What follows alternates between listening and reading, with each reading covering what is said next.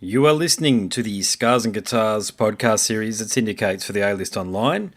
My name is Andrew Mackay-Smith. Thanks so much for tuning in. The interview subject I have prepared for you is Greg Puciato. Greg, of course, was the vocalist in Dillinger Escape Plan. He is in Killer Be Killed and also The Black Queen. But the reason for the chat on this episode is because of his solo album, which I believe is the album of 2020, Child Soldier, Creator of God. It is fucking epic for all of the reasons that we discuss throughout the episode. So here he is, the artist behind the album of the year, Mr. Greg Puciato. But I actually think that you've produced the album of the year here, and I don't issue these comments. Oh, thank you. I just can't see how this album is going to be bested this year. I thought Benediction's album might have gone close, but then I heard yours and I thought, okay, that's it. And look, and the reason I say that is because I just had level 42 on this morning for the kids just before they went to school. So for me, right on. Well, I listened to everything from Morbid Angel in the same day, Morbid Angel to yourself to level 42. So for me, what you've done here, it's the unified body of work that most artists can only dream of composing. You know, and I got your Australian agent sent me the singles about a month or two back, and they hinted at the promise across the rest of the album, but the truth is the album as a unit is actually better than I anticipated. And look, Thank you. Look, your vocal performance, I think, and I've seen a few commentators make this point, and I haven't really noticed it from you in the past, but you've got like an Aussie circa 1995 characteristic to your voice. But yeah, I've heard it too. It's so weird. I've never. Yes, it's not something I have any particular affinity for. So that's a complete like, oh, that's interesting. That's weird. Yeah. But then when you consider that your typical style is more like Ian Mackay blended with Peter Murphy and Morrissey, that's how I've always considered you. So to hear that Aussie aspect of it, I thought was great. You know, I mean, Aussie's a bit of a goon, we know that, but his music is one of the reasons that I got into hard rock and heavy metal back in the day. And I think across the album too, so the guitar tone, you've picked a glorious guitar tone that just labours under the weight of the melody on the heavier cuts. And I love how you've got the rhythm section, because I know you're a bass player, as am I, and I'm a guitarist too, but primarily a bass player. I love how you've got the rhythm section to steer the ship on the heavier cuts. And I think when I was thinking of words to describe it, I mean, ultimately I'll run out of superlatives. I think it's that good. But look, I've been waiting for an artist to step up and to give us a glimpse of the future of whether you want to call it hardcore, punk rock, hard rock, heavy metal, whatever, what it sounds like. And I think you've done it. And because the synth-driven cuts are deep, the hardcore sections will rip your head off. The rock songs have a tremendous groove. And when I did ask Lachlan, I said, look, you know, when this comes up, I definitely want to have a chat to Greg about this, because I was just so blown away by what you've done. So, look, I guess I'll leave it there and I'll say, look, I hope my comments resonate. And have you got any other thoughts about what I've just said?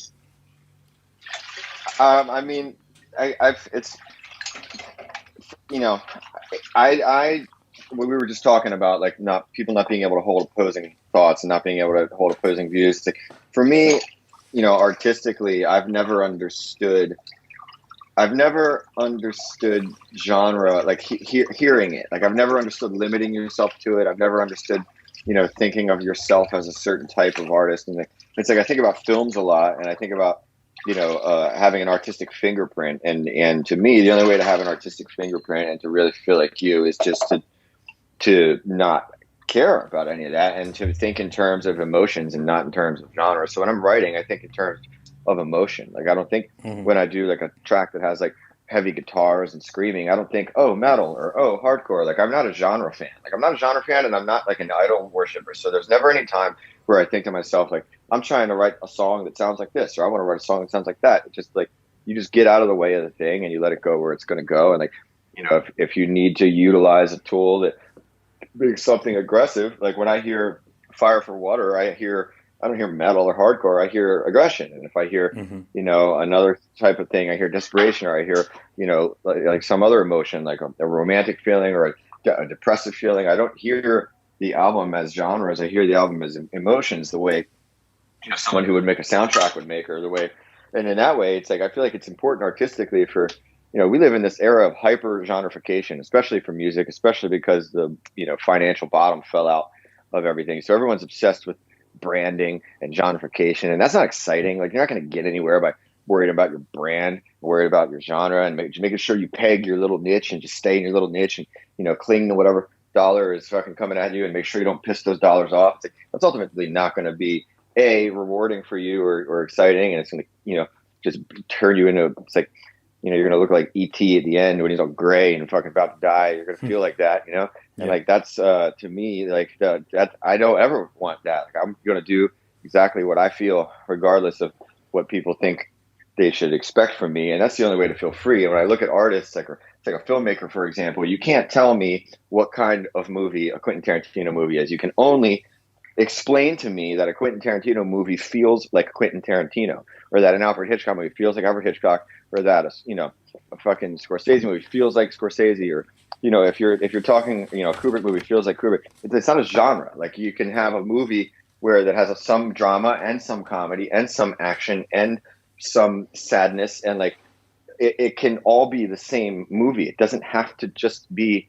But people have a hard time with that because they don't know what to market it as. So it's like, even for me, it's like they're going to put my album in the metal category, or they're going to put it in the alternative category. It's because, you know, people need to have these ideas in their head of what something is. But, you know, for me, the end goal is for people to be, you know, to say that this person had a feel, and that this person's feel is there in his record, and you can hear it in, in Dillinger, you can hear it in the Black Queen, or you can hear it, like, that there's a feel that someone has that you can identify with them. And that to me is the, you know, that's the point. It's like, if you have a strong artistic fingerprint and a strong emotional, you know, sensitivity, it's like, then the thing that you put in your hand, that's just a tool. Like, whether it's a bass or a fucking guitar or a pen or a camera or whatever it is, like, that's the tool to get the piece of your soul out of your body and in front of other people in a way that they can try to understand it, to where it's not just this abstract feeling that's inside of you. So the tool is irrelevant. The genre is irrelevant. All that's fucking relevant is whether what you feel like inside has been communicated. And to me, that goes beyond genre and limitations. And like, those things are directly opposed to that. So I don't really think about whether I'm trying to make a mark on like a genre, or I'm trying to drive like a particular genre forward. I truly only care about whether or not what I just did feels like what I had inside of me that wanted to come out. And it's that simple, really, man. Like, I don't think anything more of it than that. And if it does, then it's a success. And if it doesn't, then I'm not going to release it. Yeah. Gotcha. Yeah. You made a lot of good points there, and look, I'm only doing this so that people listening will have an idea of how many twists and turns there are across the album when I go through some descriptors here. But to that point, Heaven of Stone is a short acoustic step. Fire for Water is a menacing groove rocker in that sense. Deep Set Eyes is the heaviest song Peter Murphy never wrote, and I love Bauhaus. And Temporary Object and Fireflies, they're moody and synth driven. Roach Hiss, which, by the way, is one of the best name songs of this year so far. My daughters love the name of that. They've been running around hissing like a cockroach ever since I told them you had they wanted me to ask you if you had a pet cockroach, and I said, no, I bet he doesn't. That's all right. Look, I don't. But look, Roach Hiss, that's a musical cousin to, you talked about Patton before, but Faith No More's Carallo Voador. Look, I could go on, but the point ultimately is that you have issued the listener with a seriously challenging list of demands, which is a fantastic thing, because this is extraordinarily intelligent music that is designed to challenge the listener. But, you know, I understand this may be a difficult question for you to ask as the creator, but did you commence writing the album with the vast spectrum of sounds in mind that you've compiled together on the album from day one, or did it just evolve like this?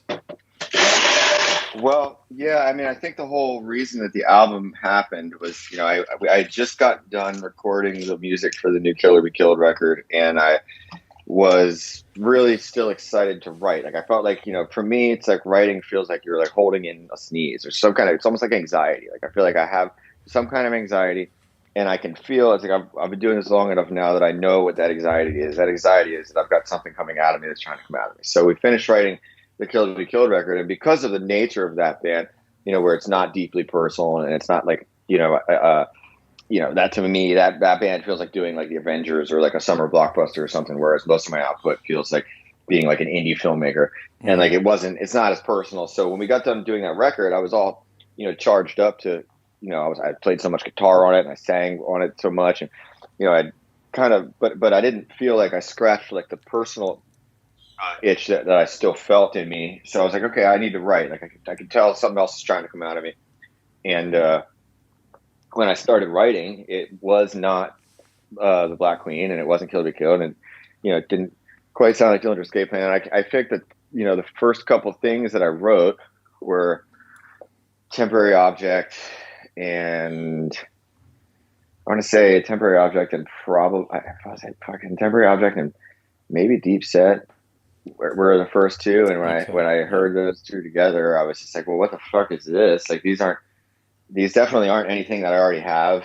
And then I just said to myself, you know what, I'm going to surround myself with tools, and I'm not going to limit myself. I'm just going to see what happens when I pick up different tools. I'm going to have an acoustic guitar and a bass, and I'm going to just keyboards and synths. And I'm not going to tell myself I'm a guitar player. I'm not going to tell myself I'm a bass player. I'm not going to tell myself I don't do this, or I can't do that, or I need to do this.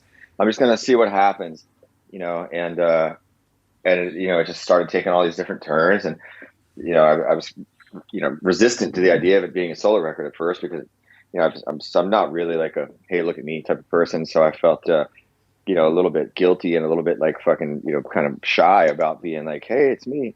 And when I finally wrapped my brain around the fact that that's what this is what this is happening, there's nothing you can do about it, like just fucking accept it and keep fucking going.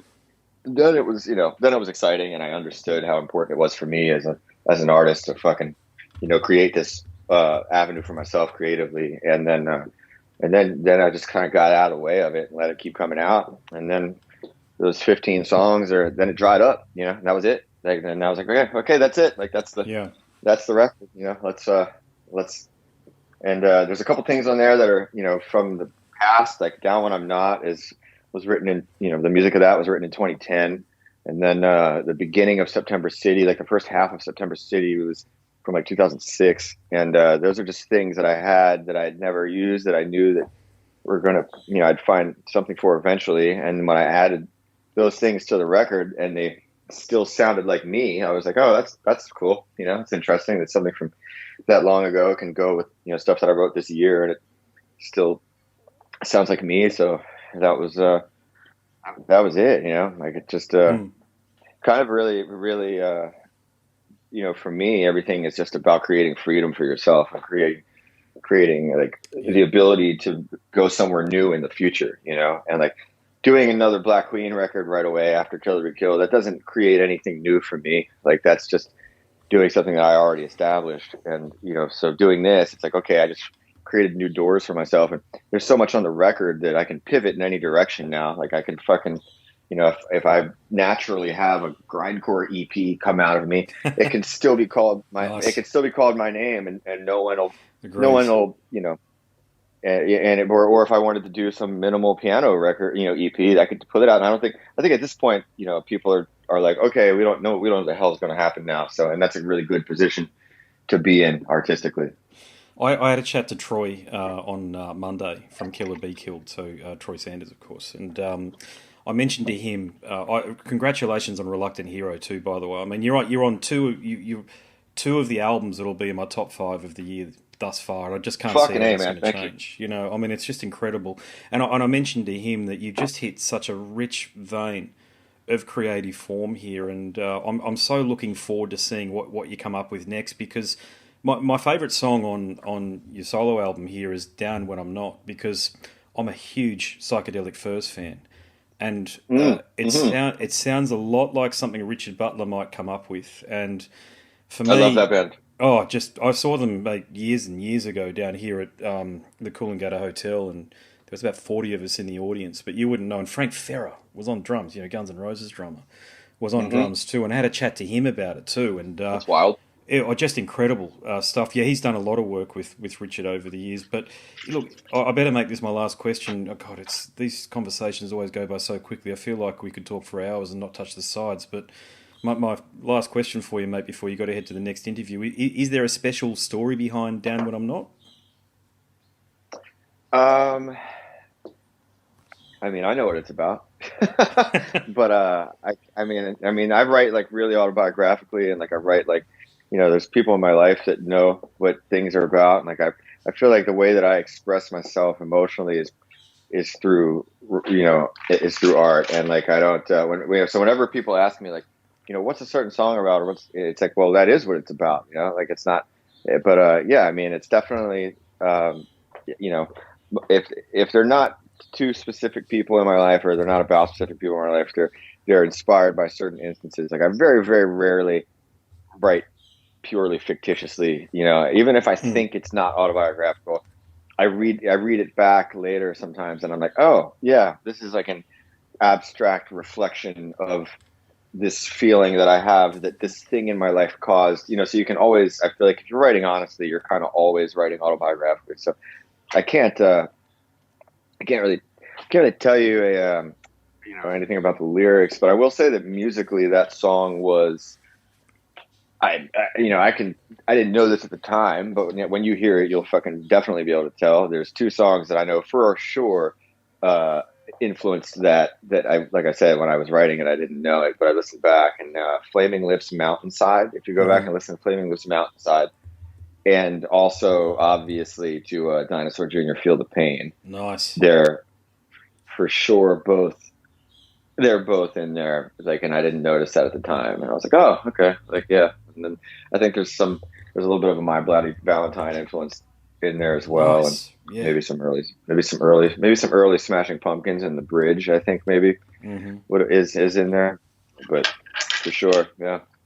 All right, mate. Look, I better let you get to the next one, but look, I'll finish up by saying you are the artist of 2020, and I don't issue compliments lightly. You're on these two fantastic albums. Your solo album here has just completely blown me away. Every year there's a release that comes out. It took so much out of me, man, so I'm glad, because it was a fucking massive undertaking. Doing everything yourself is like, holy shit, man. It really takes a lot out of you.